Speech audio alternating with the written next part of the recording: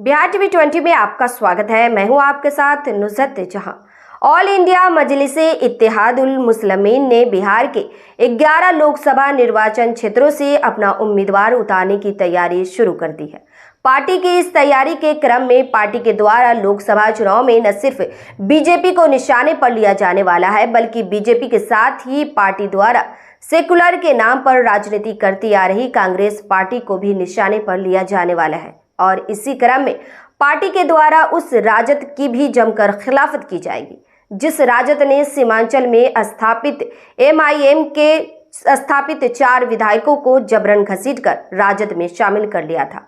MIM के प्रदेश अध्यक्ष सह विधायक अख्तरुल ईमान के अनुसार एमआईएम सीमांचल की 4 लोकसभा निर्वाचन क्षेत्रों पूर्णिया, किशनगंज, कटिहार और अररिया से अपनी जोरदार उम्मीदवारी इस बार पेश करेंगी। इसके अलावा एमआईएम के लोकसभा चुनाव के प्रत्याशी को बिहार के दरभंगा, मुजफ्फरपुर, उजियारपुर, बक्सर, काराकाट, गया और भागलपुर के लोकसभा निर्वाचन क्षेत्रों से भी उतारेगी। उन्होंने संकेतों में बताया है कि सीमांचल के किशनगंज संसदीय क्षेत्र से स्वयं उनका ही चुनाव मैदान में उतारना बिल्कुल तय है और इसी प्रकार एमआईएम के राष्ट्रीय प्रवक्ता एडवोकेट आदिल हसन की उम्मीदवारी कटिहार संसदीय क्षेत्र से तय की जा चुकी है। लेकिन शेष 9 लोकसभा निर्वाचन क्षेत्र से जिन जिन एमआईएम प्रत्याशियों को उतारा जाने वाला है, उनके नामों को फाइनल रूप से तय नहीं किया जा सका है। अर्थात उम्मीदवारों के चयन के लिए पार्टी की उच्च स्तरीय कमेटी गहन विचार विमर्श में लगी हुई है। एमआईएम के प्रदेश अध्यक्ष सह विधायक अख्तरुल ईमान ने कहा है कि जनता को एमआईएम आह्वान है कि इस बार के लोकसभा चुनाव में ऐसा रिजल्ट स्थापित करे जिससे बिहार में मजबूत सेकुलर समाज की स्थापना का मार्ग प्रशस्त हो सके।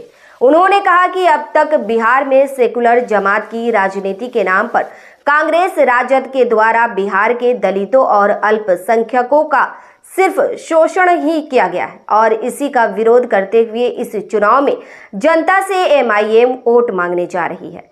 सीमांचल से विशाल पिंटू विकास की खास रिपोर्ट।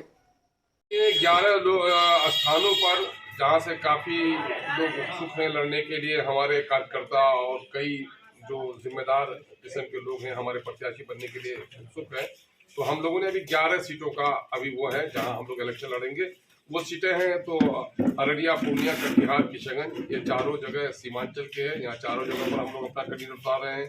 दरभंगा में उतार रहे हैं और मुजफ्फरपुर में, उजियारपुर में, काराकट में, बक्सर में, गया में और भागलपुर में। एक बड़ा आरोप हम लोग का रहता था कि भाई सब हम लोग कांग्रेस के खिलाफ लड़ते हैं।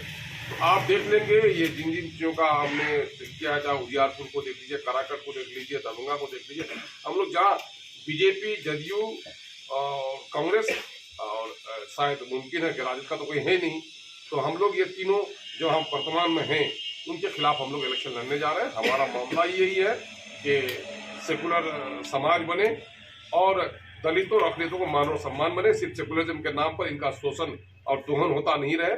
बिहार की जो जाति आधारित गणना आई है उसने चौंका दिया है लोगों को कि इन दलितों ने और मुसलमानों ने हमेशा लोगों को वोट दिया, लेकिन उसकी हिस्सेदारी कभी नहीं तय की, जिसके नतीजे में आर्थिक, सामाजिक, शैक्षणिक और सरकारी नौकरियों में इनकी हिस्सेदारी अत्यंत कम है।